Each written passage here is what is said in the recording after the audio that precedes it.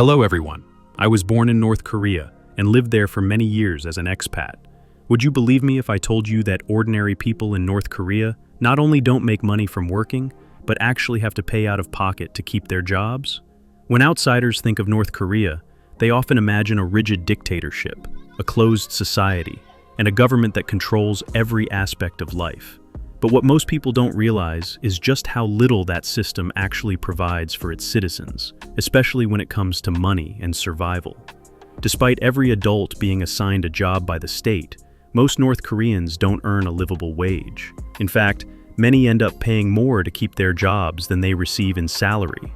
I've seen firsthand how ordinary people navigate this broken system. While official propaganda paints a picture of self-reliance and equality, the truth is that survival in North Korea depends almost entirely on informal markets, bribes, and personal hustle, not state support. Yet one question remains constantly unanswered. How much do ordinary North Koreans actually earn? In this article, I'll share what most reports and documentaries don't: a detailed look at real wages, unofficial income sources, and the desperate economic strategies that North Koreans use to stay alive. This isn't just based on numbers. It's based on lived experience, family history, and the truth behind the myth of North Korea's so-called free socialist system. In North Korea, every citizen is assigned a job and takes part in what's known as organizational life. Organizational life, Jojik Sanghwal, refers to the structured mandatory participation of citizens in state-run groups and regular ideological activities. This system is one of the most fundamental tools the regime uses to maintain total control over its people. It governs not just work and productivity, but also thought, speech, and personal behavior, essentially every aspect of daily life.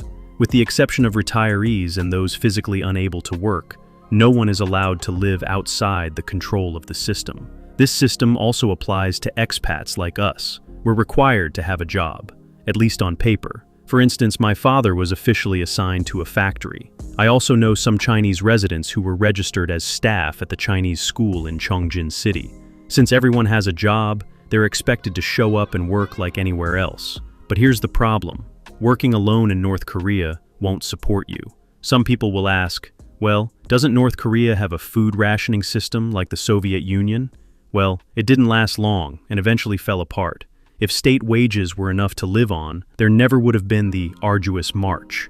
The arduous march refers to the period of extreme famine and economic collapse in North Korea during the mid to late 1990s. It was the worst humanitarian crisis in the country's modern history, resulting in hundreds of thousands to possibly millions of deaths from starvation, disease, and exhaustion. These days, nearly all North Koreans survive through their own means. Hardly anyone relies on their official workplace anymore. Those institutions barely function. To understand how this came to be, let's start with what happened after the arduous march in the mid-1990s. In 1992, North Korea released its fourth series of currency banknotes, with the highest denomination being 100 North Korean won. A decade later, in 2002, 1,000 and 5,000 North Korean bills were introduced, and wages were raised several times across the board. However, from that point on, the value of the currency began to fall rapidly. So from here on, I'll first mention wages in North Korean won, then convert them into US dollars for clarity. Let's begin with the military. North Korea has over 1 million active duty soldiers. Ordinary soldiers, enlisted men, only receive a state wage of just under 100 North Korean won a month, which is about 11 cents in US dollars. But in return, they're provided with food, housing, and even cigarettes. Yes, cigarettes are considered military supplies in North Korea. Each soldier gets 15 packs a month, and officers receive 30 packs. Even after the so-called arduous march, which was supposed to serve as a lesson, North Korean soldiers still do not receive enough food rations to sustain themselves. This is not just a logistical failure, it's a damning reflection of the regime's priorities. The military is often portrayed as the backbone of the state. Yet in reality, even those tasked with defending the nation are left to scavenge, steal, or rely on family support to survive. It exposes the hollowness of state propaganda and underscores the depth of systemic neglect. If the government cannot or will not feed its own soldiers, what does that say about its treatment of the average citizen? During the height of the military-first policy era, which refers to the period in North Korea's modern history, beginning in the late 1990s, when the military became the central pillar of the state, dominating the country's economy, politics, and ideology. Soldiers frequently confiscated supplies from civilians and rarely returned them. Today, military officers, those in the Ministry of State Security, Ministry of Social Security, or regular army, earn between $3 to $9 per month. That's considered a high salary in North Korea. And these officers still receive regular food rations on top of that. For most government employees, salaries typically range between $3 and $5.50. Ordinary workers often earn even less, usually fewer than $3 a month. For example, before the arduous march, my father earned just 55.5 won, which was about 55 cents US dollar. Afterwards, his wage increased to 2,300 won. Accounting for inflation and other factors, that would be about $2.30. For physically demanding jobs, like working in coal mines, the starting state salary is 4,000 North Korean won, which is about $4.50. In North Korea, farmers work on what are known as collective farms. These are state-run agricultural units where land and equipment are government-owned, and farmers work in teams to meet production quotas. Farmers do not receive fixed wages. Instead, they are paid through cash distributions, small and irregular payments based on their team's harvest output. These distributions depend on how much is produced beyond the state's mandatory quota, which is often difficult to meet. As a result, farm workers typically receive very little or nothing at all, making them among the poorest in the country. Many rely on black markets or small private gardens to survive.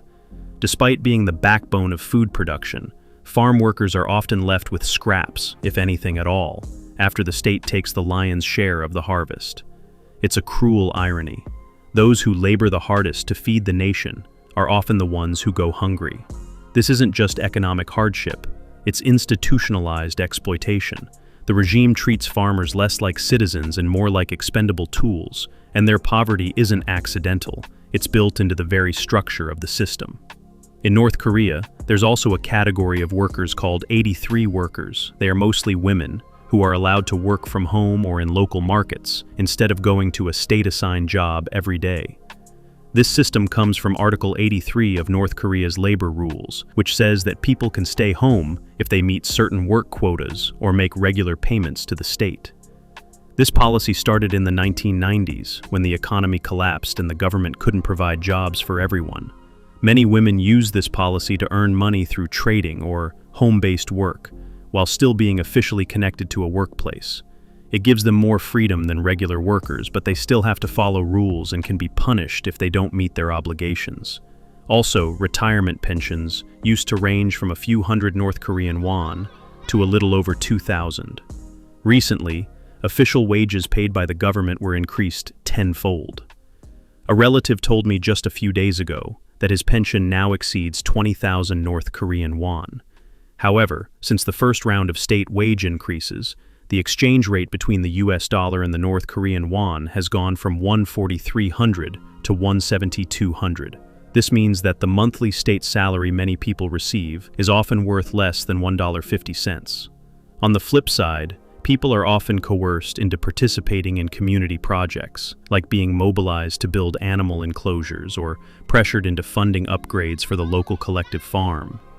Even if you're technically allowed to opt out of paying, the social pressure is overwhelming.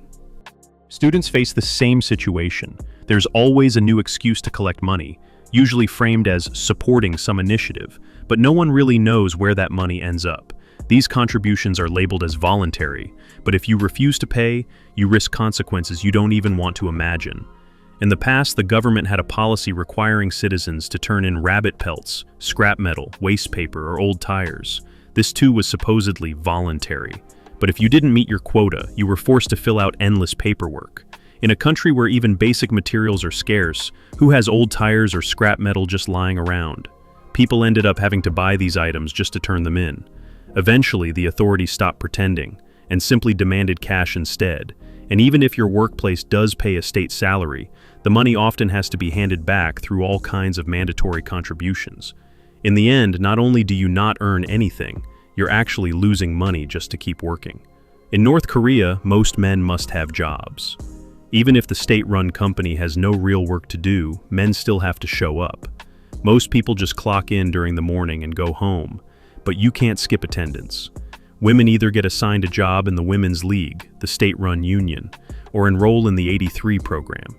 Women working under the 83 program typically earn around 2,000 North Korean won, but they're required to meet a monthly quota, meaning they must hand over between 20,000 and 50,000 North Korean won worth of goods or money to the state.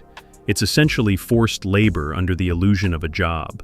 Even in the harshest capitalist systems, workers are at least paid more than what they owe. But here, the state not only extracts free labor, it actively indebts its own people just for the privilege of working. Any capitalist, no matter how profit-driven, would be stunned by the sheer absurdity and cruelty of such a setup. This isn't a job. It's state-sponsored extortion in broad daylight. Although state wages have increased tenfold, the exchange rate has also worsened. As of now, the latest exchange rate is $1 14,700 North Korean won. This means that even after the salary hike, most people are still only earning $140 to $280 a month. And that's assuming they even get paid on time. This is why I've always said North Korea has already fully become a market economy. Since wages are worthless and food rations have stopped, people have no choice but to rely on the black market. Even if they have to pay to be part of the 83 system, it's better than starving. Everyone has to find their own way to survive. In a country where state salaries are symbolic at best and official jobs often mean endless labor with little to no pay, participating in the underground economy is not a choice. It's a necessity. It reveals how the regime forces people into a paradox, to break the rules just to stay alive. That's the cruel irony of it all.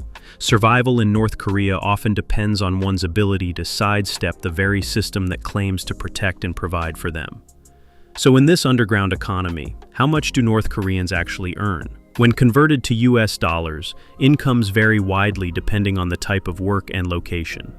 North Korean laborers sent abroad can earn between $90 and $150 per month. Fishermen, especially during the busy fishing season, might make $270 to $450 monthly, though the work is grueling and hazardous. Gold miners, whether working legally or in illegal private operations, can also bring in over $270 during productive months. Skilled workers such as carpenters and bricklayers in urban areas often surpass that same $270 benchmark. Meanwhile, general laborers performing hard physical labor in mines or construction typically earn just $2.80 a day, amounting to roughly $70 per month. At the top of the earnings spectrum are small business owners. Those involved in wholesale and retail trade in cities can rake in over $1,400 a month, while even in smaller towns, some manage to earn around $270. These are considered high-income individuals, but they make up less than 20% of the population. The other 80% of ordinary people make about $270 per household per year. Some women take on handcraft jobs or small-scale manufacturing. They can earn about 80 cents to $1.50 a day. For most North Koreans, that's considered high income. On farms, workers might receive about 250 kilograms of grain per year. If they secretly raise chickens or pigs at home and work hard, they can make around $300 per year. For those who don't receive food rations from their jobs, they can still plant small fields and grow around 200 kilograms of grain a year. They can also gather wild herbs or fruits from the mountains. If things get really bad, people make homemade alcohol, tofu, or bean sprouts to sell in the market, anything to get by. Some people earn money by pushing hand carts to deliver goods. You can make about 7 cents per kilometer. If you walk 10+ kilometers a day, you can earn up to 70 cents. And if you have an ox cart, you can charge 14 cents per kilometer. When I was a teenager, I used to push a cart carrying 100 kilograms of water over several kilometers. Some people asked me if that was true, but in North Korea, pulling 100 kilograms is nothing. Some people can pull a cart carrying up to 300 kilograms. There was a woman in our neighborhood like that. Her family didn't have a business and couldn't grow any crops, so she hauled coal from a nearby mine. She selected coal in large chunks, broke them into smaller pieces, and sold them. Each full ox cart of coal could be divided into 2.5 handcart loads. She would haul these 6 kilometers to the market.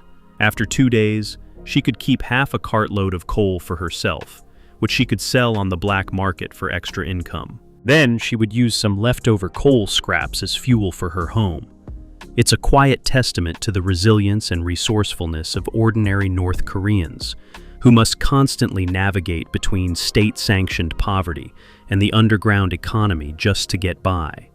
Even today, only the top 20% of North Korean families can afford to eat white rice, while the bottom 20% struggle to secure even enough cornmeal.